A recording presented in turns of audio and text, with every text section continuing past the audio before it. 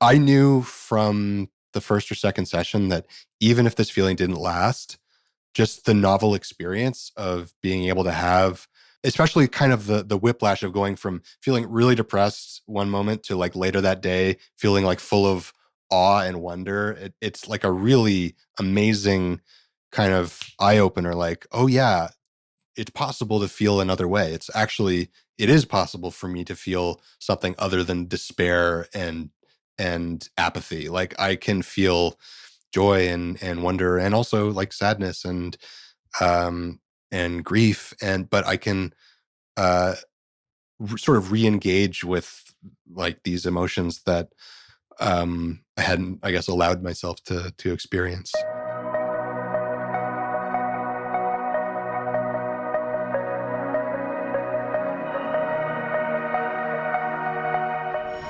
Hello, everyone, and welcome to Field Tripping. Today, we are talking with Julian Uzielli.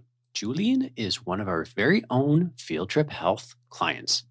Our conversation touches on his journey toward finding psychedelic assisted therapy, his experience with us, taking the story to the media, and how he's doing now. Before we get started, here's your reminder to subscribe to our podcast so that you never miss an episode. Towards the end of the episode, we'll go into our how-to segment where listeners call in and ask a question for me to answer. If you have a question about mental health, psychedelics, or anything we've chatted about, drop us a note at fieldtripping@castmedia.com or leave us a voice recording at speakpipe.com/fieldtripping. And as always, if you love the show, leave us your thoughts in a review on Apple Podcasts. It's much appreciated and helps us reach new people to help educate them on psychedelics. Your thoughts help a lot. Now it's time for some news to trip over. The Canadian government has given dozens of people the opportunity to legally consume psilocybin mushrooms in conjunction with psychotherapy. Previously, all of the individuals who had been granted this legal exemption had been diagnosed with a terminal illness such as cancer. Recently, though, the government gave the same exemption to 3 patients struggling with depression, anxiety, and PTSD. These people can now legally participate in psilocybin-assisted psychotherapy. The government's decision has set an important precedent. You don't have to be dying to get permission to use psilocybin. This is a big step. The group Decriminalized Nature has its eyes set on the state of Virginia, hoping to pass legislation that will decriminalize a host of psychedelic plants and fungi. At least 2 lawmakers in the states are helping to push the movement forward by discussing the benefits that psychedelic therapy holds for conditions like PTSD, depression, and anxiety. Similar legislation has passed in cities throughout the country, signifying a growing awareness of the power and promise of these substances. Now, one person whom I think is supremely qualified to opine on whether ketamine is a psychedelic or not is today's guest, Julian Uzielli. Julian is a writer and producer for the CBC here in Canada and is also the first Field Trip client to join us on this podcast. Julian visited our clinic in Toronto this year and went through our ketamine-assisted therapy with an open mind and open heart and turned his experience into a documentary that's aired on the CBC's The Doc Project. Julian, thank you for joining us today and welcome to Field Tripping. Thanks for having me. Thank you for being here. So, first question, how are you doing today? Pretty good. That's really great to hear. All right. So the first question, as we alluded to, is in your mind, is ketamine a psychedelic? Yeah, I mean, it is to me.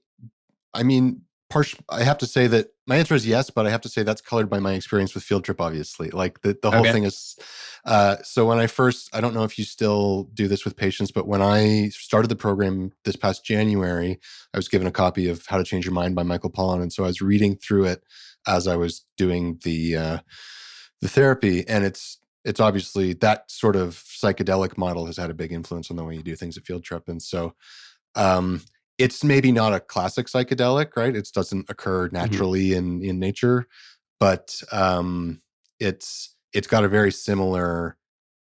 If you can use it in a really similar way to the traditional psychedelics, psilocybin, LSD, whatever, and it seems to me that you can get a similar result, at least therapeutically speaking. For sure. Take us back and go back as far as is necessary, because I'd love to dig into it a little bit more. What was going through your head, and what was going on? Take us through like the decision to go from I think you've said that you didn't have much awareness about what was going on with psychedelics and or ketamine at the time, and then Mhm. you saw that. So take us to that moment. I'd love to learn more.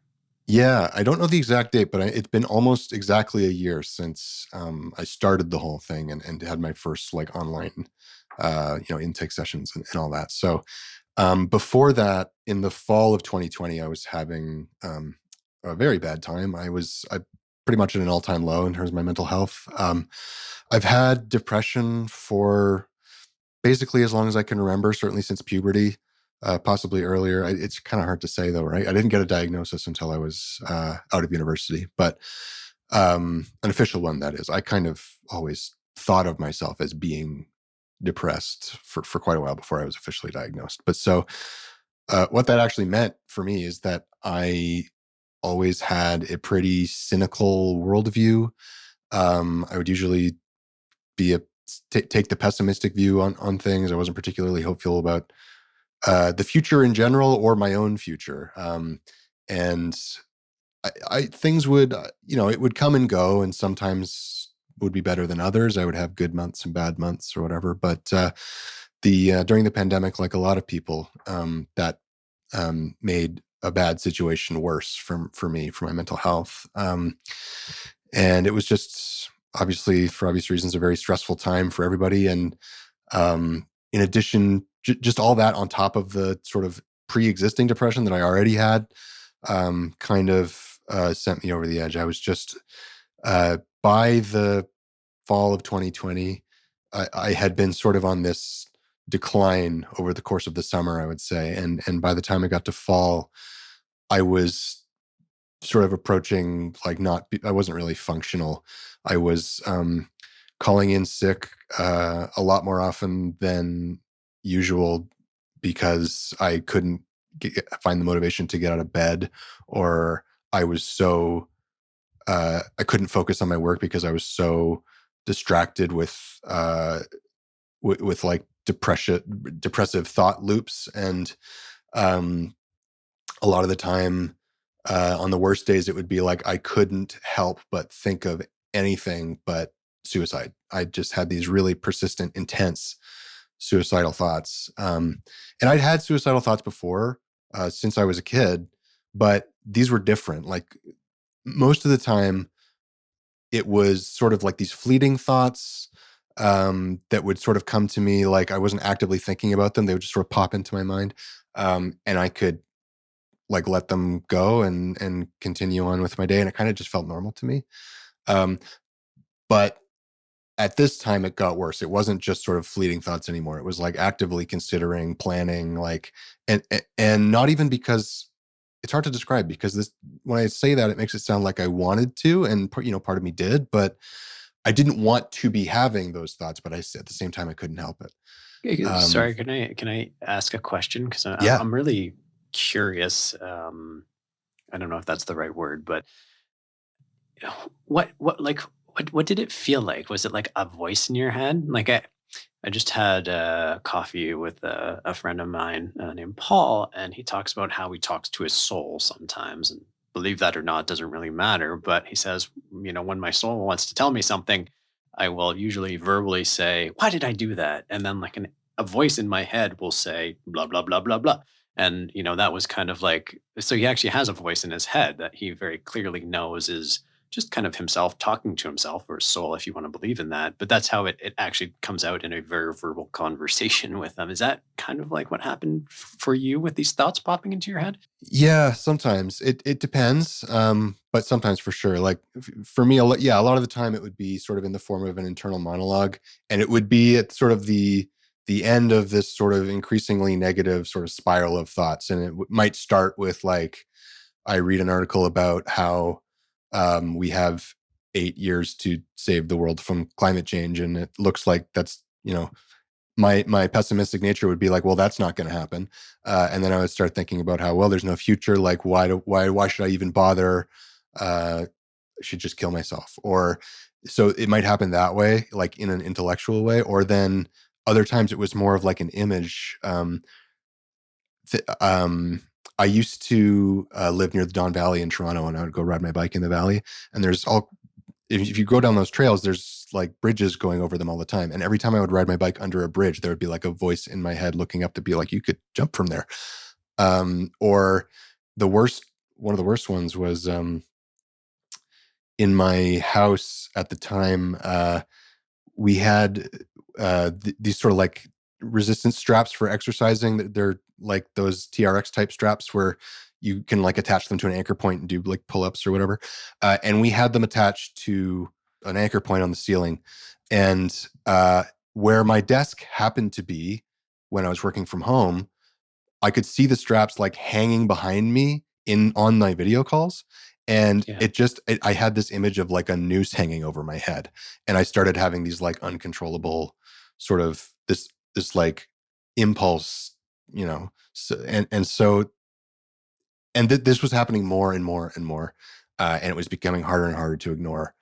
Um, and so uh, I was having at the time regular conversations with my doctor because I was on antidepressants and we had been talking about increasing my dose. And so I told him what was going on, and he basically said, "Okay, you need to stop working right now, and we're going to focus on this because you can't this can't be an afterthought anymore." So I went off work.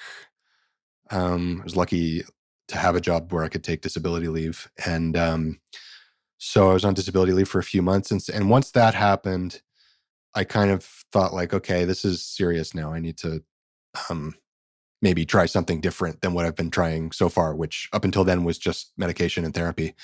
Um, and which helped a bit sometimes. But at that time, I'm pretty sure, yeah, I was on the highest dose of antidepressants I'd ever been on. And it was also the most suicidal I'd ever felt. So obviously I needed something else. And so I had read articles here and there over the past few years about like psychedelic therapy. I was vaguely aware of the concept of it. I had no idea if anybody was doing it in Canada, if it was legal at all in Canada. So I just did a Google search, and that's how I found Field Trip. And um, yeah, so that's the long answer. No, it's great. Can I ask a question about how did it feel to go off work at the time? And I'm asking because when things get difficult for me work wise, it's one of the things I struggle with. And I think a lot of men, not exclusively, but I think a lot of men struggle with this is that we're known as providers and we see ourselves as providers. And I could see that if I was going through a challenging time like you were at the time, going off work would actually almost, I think, make me feel worse because it would kind of validate that, like, not only am I depressed and I'm whatever, a loser, but also now I can't provide to some degree. Mhm. Um, did that happen at all to you, or is this just something that Yeah, runs through my head? no, totally. I felt for the first several weeks, probably months at least, I definitely had this nagging sort of shame that I didn't actually want to go on leave. My doctor had to really convince me to do it. Um, and it's actually, I technically was on two different leaves because the first time he was like, okay, you need to stop working. I said, okay, how long? And he goes, well, at least a month. And then we're going to check in after that. So I took that to mean I'm off work for the next 4 weeks. I'm just going to treat it like a nice long vacation, and then I'll be better, and then I'll go back. And so I just tried to relax and not really do anything different. And then actually did go back to work after 4 weeks. And then 3 weeks later, I was right back where I started. And so that was when it was sort of clear to me, like, oh, it's actually more serious than I thought. And so I felt kind of ashamed that I couldn't do my job, and I felt bad for like I was letting my team down at work, um, and it was difficult. But I will say, yeah, once I kind of was able to get past that feeling, um, it was being off work, being able to be off work for a few months is really one of the things that helped me kind of rediscover the joy in living. Because for me, when I was working from home and my desk was like right next to my bed, and it just kind of felt like wake up, work, go watch TV, go to bed, wake up, work, and I just kind of felt like I was trapped. Um, Yeah, and so yeah, being able to put that sort of distance between work and home again was a big help. I can imagine. I asked that because it just shows the complexity to some degree of of care in this regard, right? And like it's easy for a doctor to be like, "Oh, yeah, this is yours. You got to take work off." It's like it's not like an infection, Hmm. where it's like you take work off, recover, heal, get some sleep, you'll be fine. It's like no, it can actually make things a lot worse in some ways because of the complexity of what's going on in someone's head at these times. That taking people off work may actually make things worse for those reasons. And so unless you're kind of attuned to that, it's got to be considered quite carefully. And I have a feeling like a lot of doctors may not necessarily be attuned to the implications of that. Anyway, so what did you do during that time off? That like, how did you keep yourself busy? Made a lot of sourdough bread, just like everyone else. I picked up the guitar again. I had played when I was a kid, a teenager, and I was really into guitar. And then I kind of stopped basically as an adult, and I started practicing again, and took a few online lessons, and that was fun, to sort of discover rediscover an old hobby. Um, I played a lot of video games, watched a lot of TV, did a lot of chores actually, basically did all the housework that before I was like too burnt out to do. And it was like, okay, now that I don't have a full-time job, it's actually, I kind of like taking care of the house and like making dinner and doing the cleaning and the cooking. But um um so that was kind of nice too. Yeah. Cool. All right. So you take time off, and then what happens? So like I said, I found Field Trip, and I was kind of intrigued. Up until that moment, I had no idea that ketamine could be used in this way. I didn't really know anything about ketamine. Um, but it seems basically my mindset was like, what do I have to lose? I may as well try this. And so I was kind of nervous about, I had to sort of pitch it to like my therapist and my doctor and my wife and my parents and everybody. And sort of, I didn't know how anybody was going to react. Um, but so I started off, I suggested it to my therapist and she was like, yeah, that sounds great, which I was pleasantly surprised at her positive reaction. And so then I talked to my doctor, and my wife was on board, and my parents seemed like they were on board. And so I I signed up, and I did my first online like intake session, like I said, about a year ago. And then I started the treatment itself right after New Year's in January. And everyone was just totally on board. No one was like, "Ooh, what the hell are you talking about, Julian?" Everyone was just kind of supportive. Like, did they know, or were they just To like, my face, everyone was fully supportive, but I later "Okay, learned that my mom, in particular, was quite nervous about the whole thing. It all sounded yeah, really kind of woo woo to her, and it made her kind of alarm bells go off, and she started doing all kinds of research. But she also knew um, what my mental state was like at that time, and she didn't want to worry me by worrying in front of me, I guess. So my parents were outwardly really supportive, which helped a lot. So in the time off, you were genuinely like, were things heading in the right direction, or was it kind of a roller coaster? Like what? Because like if I was getting better, I might be like, things seem to be getting better. I'm not sure if I want to do this thing that seems, pretty outlandish. Uh, not. I mean, they're okay. They were less bad. Things were less bad, but not good. Okay. So the suicidal thoughts did subside, which was like priority number one. So that was good. But I wasn't really happy.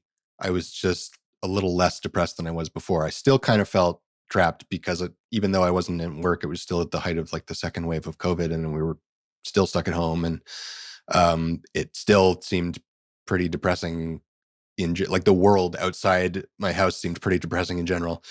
And I was still sort of prone to the same negative thought patterns and all that. Basically, the only difference was that I was not actively uh, contemplating suicide anymore. But I did still feel pretty hopeless for the future, and pretty unmotivated to do anything really outside of my house.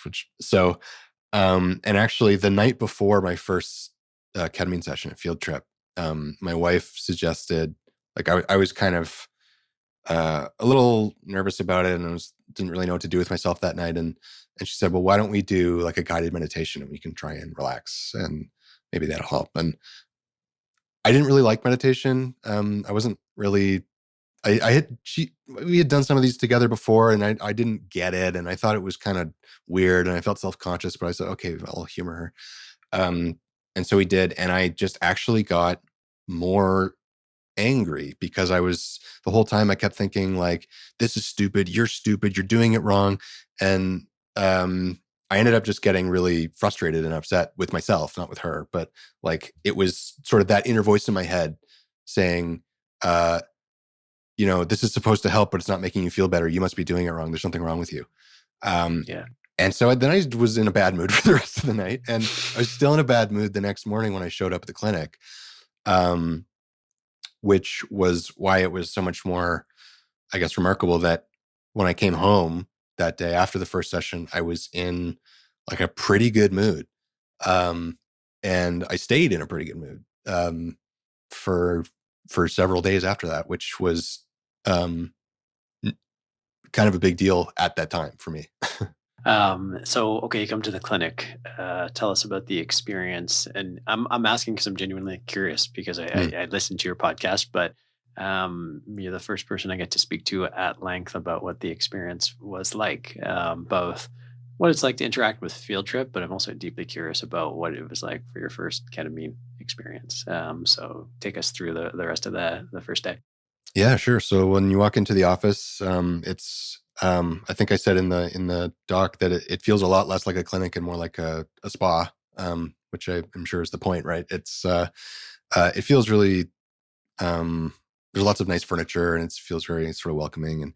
And it was pretty empty because it was, like I said, it was January 2021, so everybody's at home. That was actually the first day that I had taken the subway since the pandemic started, and so I was kind of Right. anxious about that too. and Sure. but so I came in and everybody was really friendly, and uh, I sit in the waiting room, and then after a few minutes, I talked to one of the nurse practitioners that's working there, and she came and sat down and introduced herself and basically walked me through like what's going to happen. We're going to go into the room and we're going to connect the blood pressure and the heart rate things, um, and asked me sort of standard medical history questions, which is nice and sort of reassuring, right? Because I wasn't really sure what to expect. And but so then after that, I met my therapist, Robin. We had met on a video call once before that, but that was our first time meeting in person. And so we go into the dosing room and take a seat in the chair, and it's like those are great chairs. Congratulations on finding the most comfortable recliner I've ever sat in. Yeah, these big, huge, comfy chairs. And take a seat down in them, and the staff covered me in a weighted blanket, which was nice, but also kind of weird because I couldn't cover myself. They had to do it and they put a sheet over the blanket because I couldn't touch it because of COVID, and it was all it was all very weird because I had very few like I had really not been out in public aside from like the grocery store Right. and that kind of thing at all up until that point. So this was one of my first experiences just interacting with other people at for this much time in like for almost a year at that point. Yeah. Um, but so you go into the room, and after the medical stuff is all hooked up, the nurse will leave the room, and it's just you and the therapist in the room, and they're monitoring you from outside. So then before the actual dosing, I sat down and talked to Robin for 15 or 20 minutes about what was on my mind that day, and if there's anything I wanted to focus on. Uh, and then it's time for the medicine, and so they give it to you in this little paper cup. For me, it was the oral tablets. So you put them in your mouth, you let them dissolve, then you swish for 10, 12 minutes. And while I'm doing that, Robin was reading a guided meditation, which I thought was kind of funny because of what happened to the night before with the meditation thing. Yeah. But I was like, okay, I'm here, I'm paying all this money. I'm going to get my money's worth basically. And I'm just going to go along with it, and we'll see what happens. And so Sorry, by before we get into like the actual ketamine experience, like yeah. when you walked in, besides the anxiety of like being somewhere again, besides a Mhm. grocery store, in the time of COVID, what was the sensation? Were you like, what the fuck am I doing? Or were you like, this is pretty cool actually. I wasn't expecting this. Like what was it like at that moment walking in the door? A little bit of both, honestly. Like, I'm uh typically I think of myself as a pretty like rational minded person. I don't really have any, I don't have any religious beliefs. I have no, like, didn't think of myself as being a spiritual person or anything. And I've always been very skeptical of anything like alternative medicine. And this to me kind of was like somewhere on the line between like quote unquote real medicine and alternative medicine. And then Yeah. when I came in, um, it I smelled the essential oil machine in the air, and I was like, okay, here we go.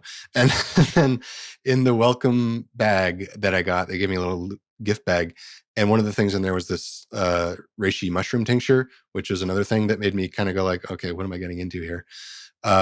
But again, I was like, look, I've nothing else has worked. I have nothing to lose. I'm just gonna do it and see what happens. Um, so I figured the worst thing that happens is I get to try some weird drugs and it's legal, and we'll just see how it goes, basically. So two questions. I'm just going to spit them out before I forget them. One is like growing up, had you tried other drugs? Like, were you exploratory with drugs? That's my first question. And the second question, before I forget it, is, when you sat down with Robin and kind of talked about what you hoped to get from the day and like what your intention was, can you share what that was in the moment? Yeah, I had a fair bit of experience with cannabis, and I had tried once or twice before this. I had tried mushrooms, and Okay. once like 10 years ago, MDMA. But so not a ton of drug use, but also not inexperienced. So I wasn't afraid of the drugs. I was more curious than anything, really. I'd never tried ketamine. I'd never. Uh, I think I only knew of one person that I knew that had ever tried ketamine, uh, Okay. and I didn't really know much about it. I was pretty open minded at that point. My intention was on the first day was really just to sort of see what happens.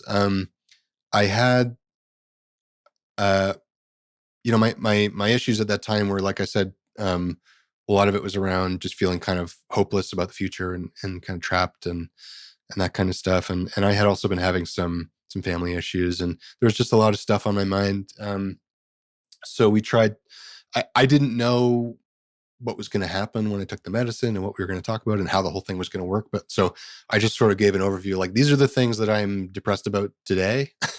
um, but then again, like if I wasn't depressed about those things, it probably would have been something else. Because back when I was a depressed teenager, I wasn't so much worried about climate change as I was about being like rejected by girls or whatever. But it was still the same feeling of being depressed all the time. So I think my brain just will naturally like pick a reason, be depressed, and then justify it by like choosing some reason. I'm not sure if it's the other way around. Maybe it is. Maybe it depends. It's kind of hard to say. Okay. I'll come back to that. Okay. So you're switching around the ketamine and the experience. What happens?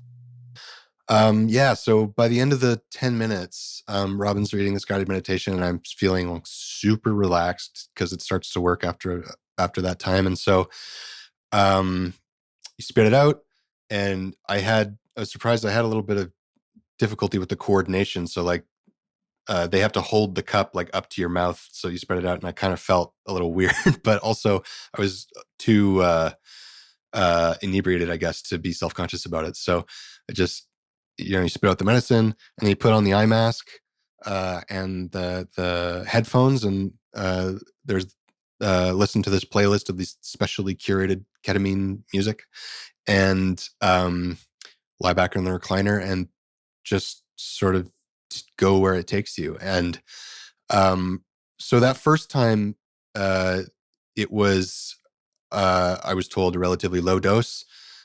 So, and that's sort of what it felt like for me the first time. I felt really relaxed. I felt really calm. I wasn't angry or frustrated like I was, or anxious like I was when I walked in. I just felt really like pleasant and content. It kind of, and I felt kind of loopy. The way I described it to my wife when I got in the car afterwards was, it's like if you ever had general anesthetic before surgery or something. It's like the that sort of moment when you've started inhaling the laughing gas or whatever, and you haven't lost consciousness yet, but you feel kind of weird. It just, it was like being in that state for an hour or two, without ever losing consciousness. But there was no hallucination or like epiphanies or anything the first time. I just felt really relaxed. Okay. Mm-hmm. And then after your first one, and we won't go through each one dose by dose, but after the first one, your rubbing's still there. Anything come up, or you just kind of like came to and I can't remember if we talked about. I don't think we spent much time talking about like any specific issues afterwards, but yeah. So after the hour, it kind of wears off or starts to wear off after about an hour, and so you take off the headphones and the eye shades, and you talk with therapists about if anything came up. And so for me, I was just sort of listening to the music and like vibing. I wasn't really working through anything that time. So yeah, so I had my snacks and my drink, and I got my ride home, and then my next appointment was, I think, 5 days later, or 4 days later, and I was in a consistently good mood up until I came back for the next appointment, and that was pretty remarkable to me for that time. So to be like in a good mood for 4 straight days was really impressive. And because at first I was a little bit underwhelmed, honestly. I was like, oh, is that it? I kind of expected it to be more psychedelic. But I was really, by the time I got back for the second session, I was like, well, there must be something to this because I'm still feeling good. And then so each session, we went up in dose, and after a few, we sort of hit the sweet spot. And once you hit it, it's very different. Yeah. So when I hit the sweet spot dose, it was like a totally different experience. It was, I felt like kind of a disembodied consciousness, like sort of, with not so much like, it wasn't like I was floating outside my body. It was like I wasn't aware of my body at all. I was just sort of consciousness experiencing like the universe, and it was really, really closely tied to the music that I was hearing. So if it was sort of a dreamy type of track, I would kind of feel like I was floating in this dreamscape. Or if it was a track that had like a sort of building crescendo feel to it, I felt like I was like blasting off into space. Like it was very much it's so hard to put into words. It's not like you're just listening to the music. You become the music. You're like one with the music. And so when you're in that state, you have this totally different perspective on everything. So it like on you break out of any like repetitive thought patterns, which is a big, for me, which is a big part of depression, is like having these sort of rumination loops that I'll get stuck in about like climate change is bad and getting worse and nobody's doing anything about it, and yada yada yada, and I can't get out of that, and that's all I can think about. But yeah, being in that kind of state, it allows you to sort of have a totally approach things and concepts and ideas as if for the first time. It gives you this feeling, this sort of feeling of like childlike wonder. And during one session, for example, I had this sort of like vision in my mind's eye that I was like whipping around the world on this like tour of all the most beautiful places in the world, like mountains and waterfalls and jungles, and I was just like overcome with awe at all this natural beauty. And these are things that like you can go on YouTube and watch videos of, or watch a David Attenborough documentary or whatever, and see the pretty pictures, but it's not the same as this feeling as of like, it's like you're discovering the existence of these things for the first time, and it's like blowing your mind. And I was like, at the same time, had this sort of intimate awareness that like every one of these places that I'm seeing is all teeming with life, and like I'm an organism, and the earth is one big organism, and we're all one, and everything is love. And so it started to feel kind of cliche in that way. But I guess I sort of discovered like there's a reason why there's the cliche about hippies talking about like love is all you need, because that sort of is the overriding message that you get from this kind of experience. Yeah, it's interesting. It's like using the example of seeing a mountain. It's like nothing has changed from the first time you see the mountain to the 100th time you see the mountain. The mountain is exactly the same. So there's only one thing that's changing in that circumstance, and that's the individual watching it. And I think that's a really powerful insight. And the session that was the most impactful for me was actually the hardest one too. So 5 of the 6 sessions I would say were positive. Like I had I had a good time, or like interesting insights, but like not difficult insights. But the fourth or fifth one um, was kind of funny because I actually took a higher dose than the one I had before, but it felt less impactful for some reason. And I kind of was feeling a little frustrated and disappointed, but I'm trying to just sort of relax and do my thing and let the medicine do its thing.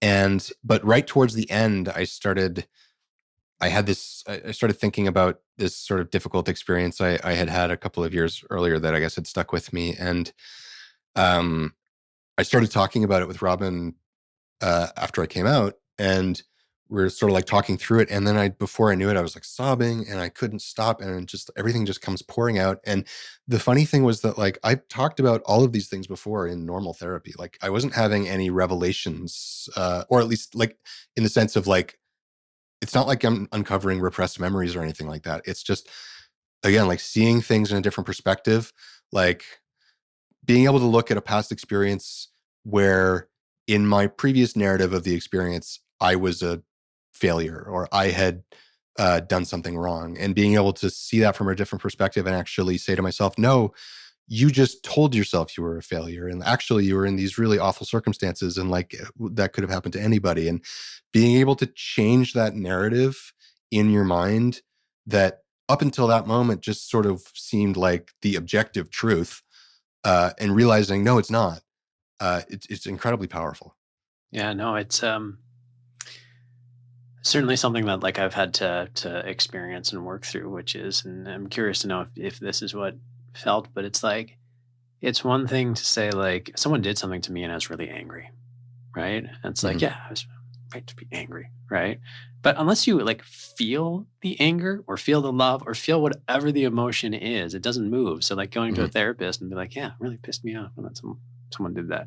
It's like, yeah, okay, yeah, I know it pissed me off. I feel right, but like the emotion is still kind of held inside, and like, and I think that's one of the things that's super powerful, and certainly I've experienced with psychedelics, and I think other people have. Is like now you get to let go of the emotion that you've been holding on to, Yeah. right? And actually feel the anger or the sadness or the hurt or whatever it is. And you start to see that, some of the limitations of talk therapy, because talk is still fundamentally, from your ears up. But there Hmm. seems to be, and it's somewhat unscientific still, not entirely, but it's like you start to see that like there's a lot more that goes from the shoulders down, Hmm. in this region here. If somebody had said that to me before I went into the session, I would have been like, whatever, shut up. But then it happened, and I had to sort of leave my skepticism at the door a little bit. Uh, and um, yeah, and by the end of it, I felt like a totally different person. And it was wild. It was totally beyond my expectations. But for the first week, for a week, I would say after that, the hard session, it was I was kind of struggling with like with integrating this new narrative, because it takes some time to kind of overwrite the old false memories or whatever, or reinterpret everything else. It sort of has this cascade effect on how you think about all these other things. And but ultimately it was, yeah, really really helpful. So That's awesome. So it's been, I don't know, 8, 9 months since your last session. How, what stuck with you? Like, how are you feeling? Like, what stuck with you? How's it been since? it's mostly been really good. I'd say for the first 6 months after I finished the program, I was in like a consistently good mood, like not only not depressed, but happy, and like making plans for the future, and re-engaging with life, and feeling great. And I went back to work it was a gradual return, but I started I'd say about 6 weeks, I think, after I finished the program. Okay. Um, and so I've been back at work since then. And I was feeling so good, in fact, that I said to my doctor after about 6 months, like I've been feeling really good. I'm still on these same medications that I've been on this whole time. Should I maybe try and go off of them now? Like I don't want to be on antidepressants the rest of my life, and I kind of feel like I'm better now, so maybe we should try that.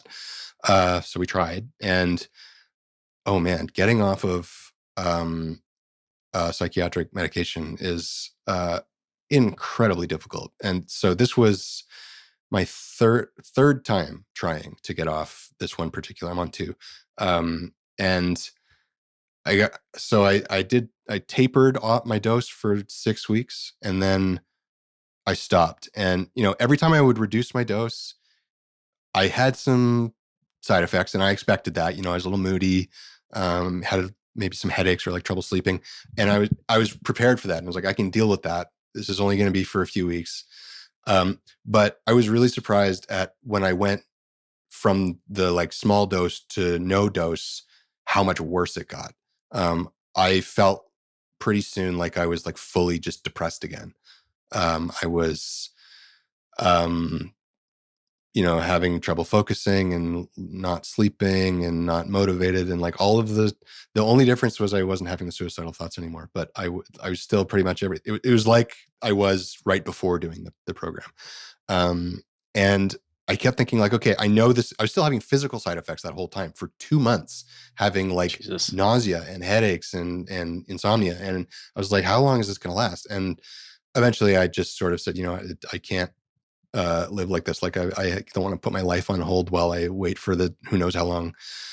So I'm back on the medication, and I am feeling much better now. I've been back on for maybe a month, and uh, feeling good again. So I mean, that's maybe a long-term goal, to eventually get off the meds, but I have to Yeah. admit that they do still help me. So the other big thing though that's different now is coming out of the field trip program. I actually started a daily meditation practice, uh, Awesome.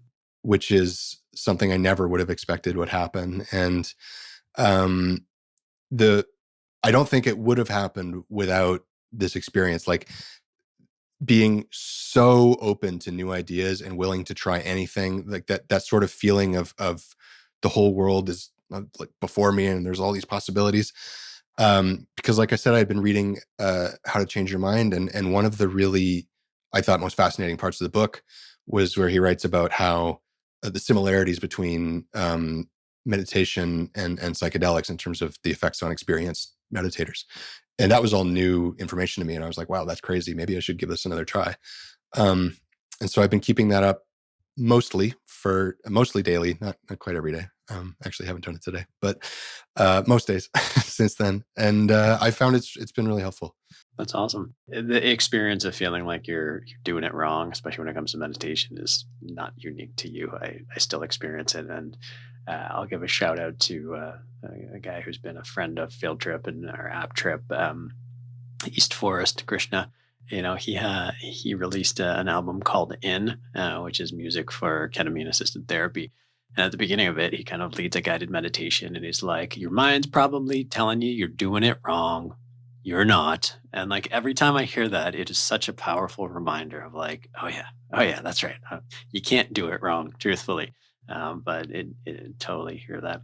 Yeah, Um, that was one thing I forgot to mention about my first session. That was like one of the main thoughts that I kept having in the first ketamine session was like, am I doing this right? I feel like am I supposed to be doing something special or thinking about something in particular in a special way? And I actually kept thinking a lot of that time I was spending thinking like, how am I going to describe this experience to other people? Because I told a bunch of people I was going to do it, and they're all like, oh, wow, you got to tell us what it's like. And so I kept thinking like, what are the words to describe this experience instead of just having it? So yeah, it's something that I am familiar with for sure. And I still feel that sometimes with meditation, but yeah, absolutely. Have you become more effective at communicating? I like to say at effing the ineffable. Um, I tried to be, yeah. It's still hard because it still feels like unless you've had this kind of experience, you really, it's hard to properly understand it, and even having had the experience, like it's difficult to find the words to describe it.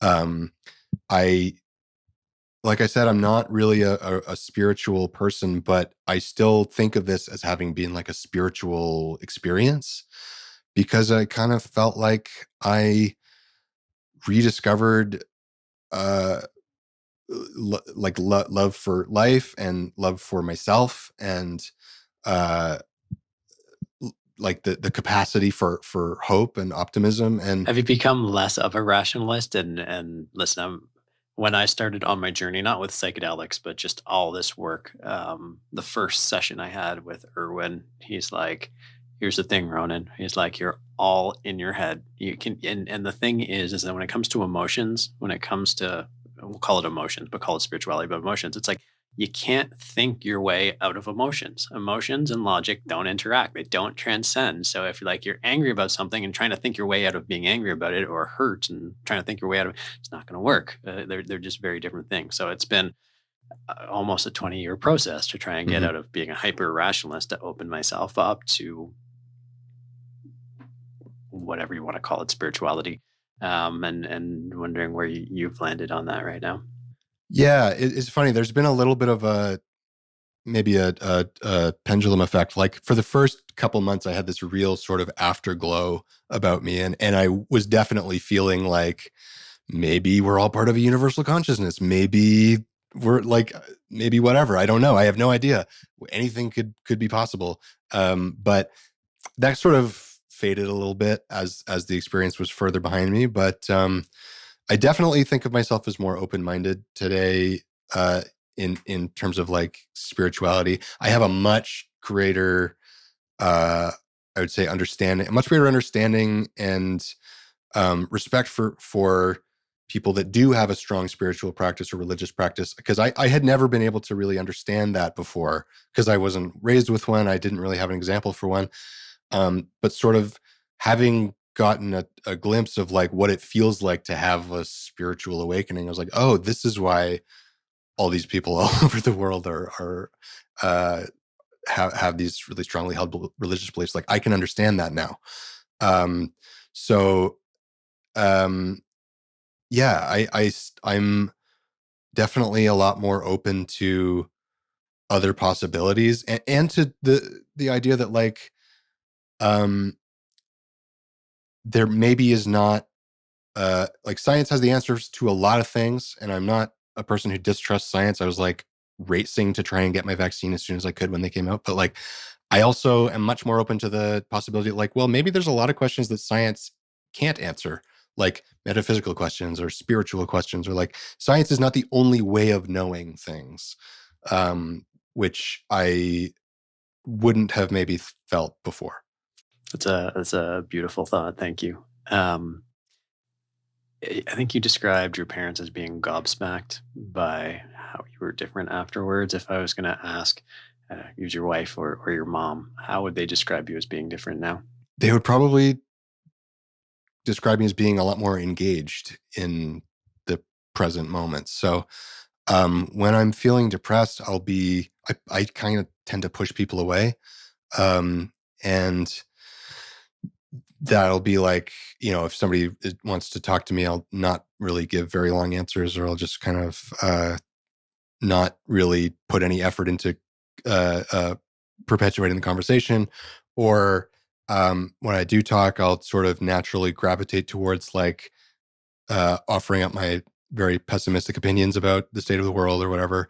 Um, or I would have, like a lot of people, me and my parents have some differing beliefs when it comes to politics, and so I would be much more liable to like uh, to to just sort of get really frustrated or lose my temper when we're having those kinds of conversations. Um, and now um, I just feel like I want to engage with the world more. I want to have interesting conversations with people. I want to um I mean they've told me like they can tell, my parents can tell these days, even like when I was having a hard time like a month or two ago, and I would talk to them on the phone, they would say like, "Oh, you're feeling better today, aren't you? We could tell you were in a bad mood the other day." And even though they couldn't see me, that just from the tone of my voice is more animated. My facial features are more animated. My therapist said the same thing, that like I just appear to be more full of life basically in every way. And I feel like that too. How much do you think just having the sensation of knowing you can feel different has had a huge impact on the trajectory you've gone on? That's a huge part of it. Because going into it, I had sort of convinced myself that I was incurable. I had created this narrative in my head that like, okay, I've been on medication for 5 years. I'm in therapy. I'm stuck in this like rat race, and this is the way things are. And I'm just going to be like this forever. And that's the way I am. I've always felt this way. I'm always going to feel this way. So I may as well stop trying. Basically, that was kind of my feeling before going into it. But so yeah, even just I knew from the first or second session that even if this feeling didn't last, just the novel experience of being able to have, especially kind of the whiplash of going from feeling really depressed one moment to like later that day feeling like full of awe and wonder. It's like a really amazing kind of eye opener. Like, oh yeah, it's possible to feel another way. It is possible for me to feel something other than despair and apathy. Like I can feel joy and wonder and also like sadness um and grief, but I can uh sort of re-engage with like these emotions that I hadn't, I guess, allowed myself to experience. So yeah, being aware of that possibility was a big thing. And I think that probably kept me going, for those 2 months when I was trying to get off the medication. I The last time I tried it 2 times before, and I had only been able to make it like a couple of weeks, uh, at most. And it was just that feeling that like, I know that it's possible to be better. And I have these tools of like meditation and mindfulness that I didn't have before. And I have this different worldview. Um, and I was really hoping like those things are going to carry me through this rough patch. And unfortunately they didn't this time, but I still think, um, it made a difference to know that, uh, that another way of feeling is possible. Because, uh, if I was able to experience that then, even if I'm feeling shitty today, I know at least that there is something that works for me where I hadn't really found that before. So I know that, if I do find myself in that kind of hole again, um, it's actually not hopeless. There is something that can sort of drag me out of it. At the beginning of this conversation, you spent some time talking about, actively contemplating suicide. How does it feel to talk about that now? Like you talk to it so matter of factly now. Yeah, it feels really distant now. It's been a long time since I've had those kinds of feelings, like almost a year now. Um, and but I guess the reason I'm able to speak, I've always spoken about it matter of factly, and it wasn't just because of this treatment. It was just because it did, and I guess to a certain extent, it still does kind of just feel normal to me because those were I've been having those thoughts literally as long as I can remember. Um, and so it didn't feel. Now I haven't been talking about them for as long as I can remember. I mostly kept it to myself, but Right. um, it didn't like talking about it. Uh, is the thing that's changed since then. So before the program, uh, I I could talk frankly about it to really close friends and family, and that was it. But I would still talk pretty matter of factly about it. Now, um, I'm talking to you about it on a podcast. I made my own podcast about it. I've talked on panels about it. Like I just don't. That feeling of like shame that I had before, wanting to hide it, is gone. I I I want to talk about it now because, um, like, oh my god, this is affecting so many people. I know it is. So many people have reached out to me since my story came out to just say like, thank you for making this, or can you help me find like resources or whatever. Like so many people are feeling some degree of this, and I know it's been shown many times that like a lot of people aren't won't reach out for help unless they see someone else do it first that they can identify with or they can relate to. And so um, I kind of figured like I almost felt like I had a responsibility to do it um, afterwards, because I, like, before I was even finished the program, I was starting to think with my radio producer brain, like, this is crazy. Like, I need to start recording myself talking about this now, in case I didn't know if I was going to do anything, but I was like, just in case, like, I can help people by recording how this feels now. Like, I felt like, because I've been able to go through this, and because I have the privilege of being able to access the treatment as well, like, I want to be able to use that to spread the word, basically, that hope exists for people like me. So, but I guess to answer your question more directly, like, it feels weird in a sense talking about suicidal thoughts now. Um, and part of that is like, I know it kind of makes other people a lot more uncomfortable than it makes me to talk about. Uh, and that's probably the weirdest part still, is like, uh, people feel, it's funny. Like, I've been seeing people in person more lately as restrictions have been lifting here, and so I'm seeing, even though the podcast came out like 6 months ago, I'm just seeing people for the first time since then now, and a lot of people have been wanted to say like, oh, hey, I just wanted to say, like, I listened to your story, and like, it was, they feel awkward. They feel like, I don't know how to talk about it, but I want to know that I can still feel the gratitude. Um, so that just shows me that, there's more work to do. Like, talking about it is the way to make more people talk about it. So, so that's what I'm trying to do. One final question. What advice would you give to a person who's just starting psychedelic assisted therapy, or maybe just looking into it for the first time? What advice would you give? What would you tell them about how to set an intention? What music would you suggest they listen to? Anything along those lines? A couple of things. One, I think it's really important to understand that this is not a magic pill that you take and then you get better. It requires you to do work as well. So the medicine isn't what fixes you per se. The medicine is what shows you the things that you need to fix. Um, and then it's up to you to do that. So uh, that could be different for different people. It might be like changing negative behavior patterns, or like removing toxic people from your life, or whatever. It like changing your circumstances if you can.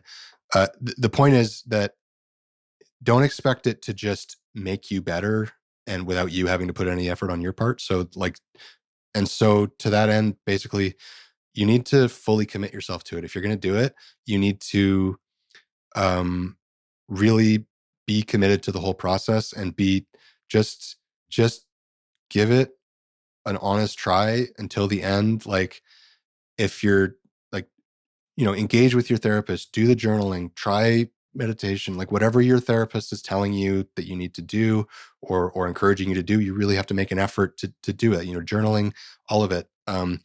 I that's something that's sort of the approach that I took. Um, was just like, I'm gonna do the whole thing the way they tell me to do it, and I'm going to completely, like, basically surrender myself to this process, and treat it like it's my full-time job for the next 3 weeks. Because it kind of was like, I wasn't working, and so I had the privilege again to be able to dedicate myself solely to this thing for the 3 weeks of the program, um, and for the time afterwards. It doesn't end at the end of the program. It takes work. It takes whether and again, that can be different for different people. For me, it involves, meditation, journaling, uh, whatever self-care looks like to you, exercise. Um, but it's important to be prepared to do the work, and to be prepared maybe to confront some uncomfortable truths. It's not necessarily always an easy experience. It's You can be confronted with some a perspective on your life, or on a situation that it's really different or difficult for you to accept. But it might be something that you need to accept, if in order to get better. So, um, yeah, just commit yourself, throw yourself into it, and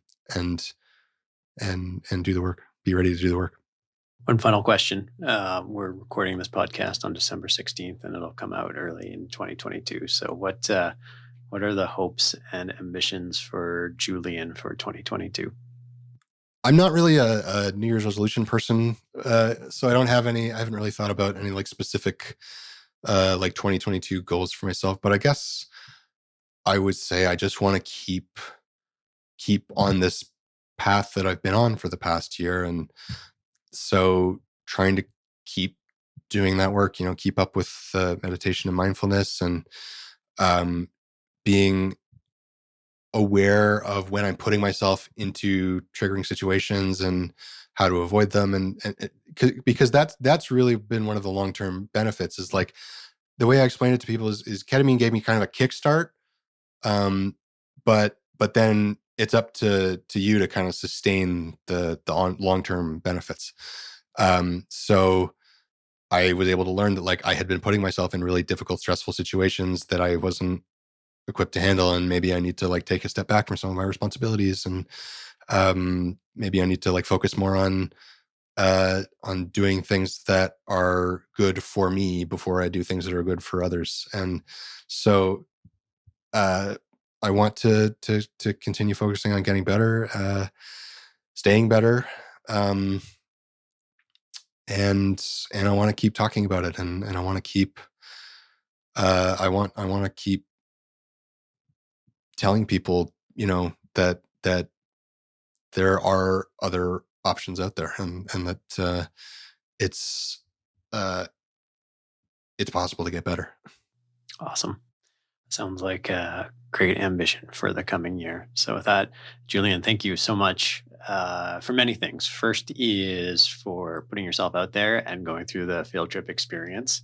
Second is for doing your own podcast on it and doing such a remarkable job of telling the story, which I thought was very honest and thoughtful and introspective. And finally, for coming on today and sharing your story once again, and being honest and vulnerable with me and all the people who will listen to this in the future. So thank you. Thank you. Thanks for having me. This was great.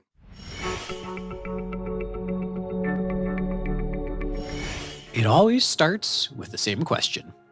It doesn't matter if you're having your first psychedelic assisted therapy experience or you're an experienced psychedelic guide. At some point, you ask yourself, when is this going to kick in? Now, let me stop there for a second. These were the words I wrote trying to document my own first experience with ketamine. If you think it's a pretty weak start, don't worry, it gets worse. I continued. It didn't take long to get the answer. Within about 30 seconds of the injection into my right arm, which was remarkably unnoticeable, I don't usually like needles, that's worth noting, I could feel the effects starting to kick in. I noticed the effects of the ketamine starting in my lower legs. It felt like warmth spreading through my body. The warmth then shifted to feeling like a letting go of my body.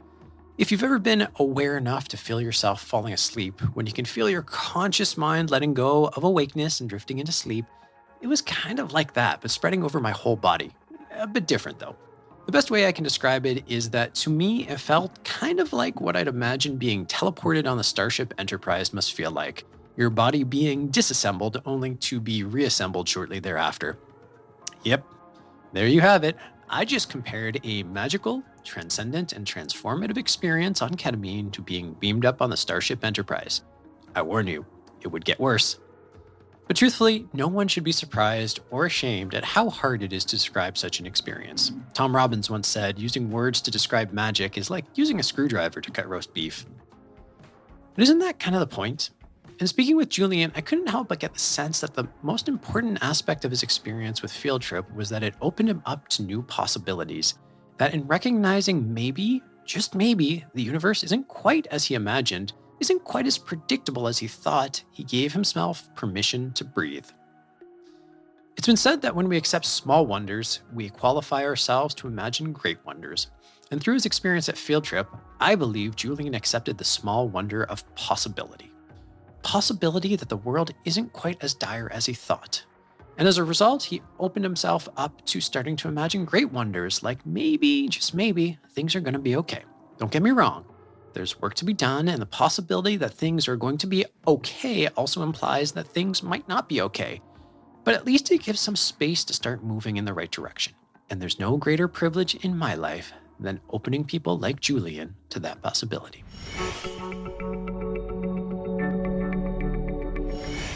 Hi, I was wondering um, how psychedelics can be used for addiction recovery, like Lamar Odom does.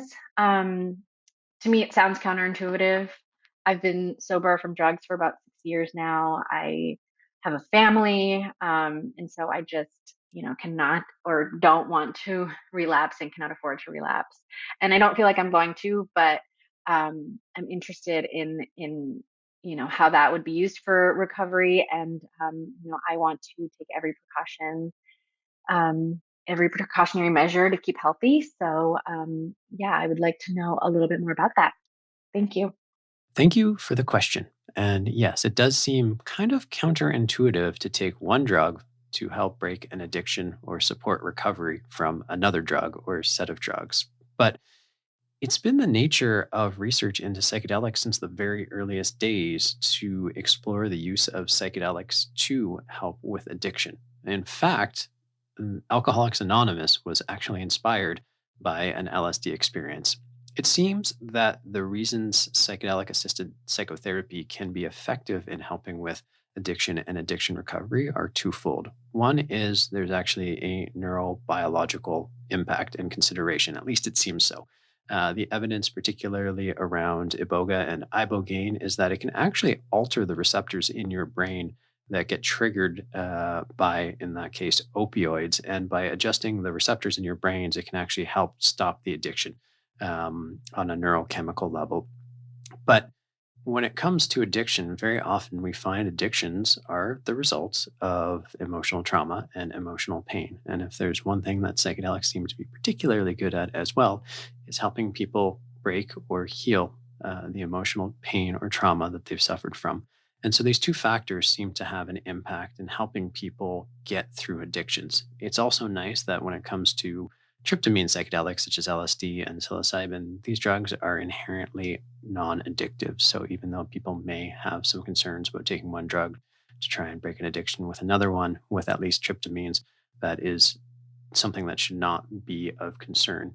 If you are interested in exploring using psychedelic assisted therapies to maintain sobriety, the same rules apply, which is find a good therapist, or if you can't find a therapist doing legal psychedelic assisted therapy like we do at Field Trip, find a good and qualified guide who can help you through the experience, and really focus on setting and intention. These are the things that matter. And like with any psychedelic experience, if you do that properly, you will probably have a very good outcome. And by doing so, I think it can really help support you on your journey to healing and recovery by both changing your neurochemistry and B, helping to address the emotional plane that probably played a role in the addiction in the first place.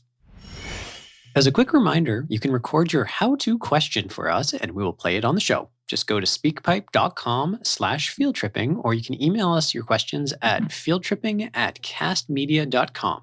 That's cast with a K. Also, please follow, rate, and review our podcast and sign up for our newsletter at fieldtripping.fm or wherever you get your podcasts. Thank you for listening to Field Tripping, a podcast that's dedicated to exploring psychedelic experiences and their ability to affect our lives. I'm your host, Ronan Levy. Until next time, stay curious, breathe properly, and remember, every day is a field trip if you let it be one. Field Tripping is created by Ronan Levy. Our producers are Conrad Page and Harley Roman, and associate producers are Sharon Bella, Alex Sherman, Macy Baker, and Tyler Newbold. Special thanks to Cast Media, and of course, many thanks to Julian for joining me today. To check out Julian's story, visit cbc.ca/radio/The Doc Project.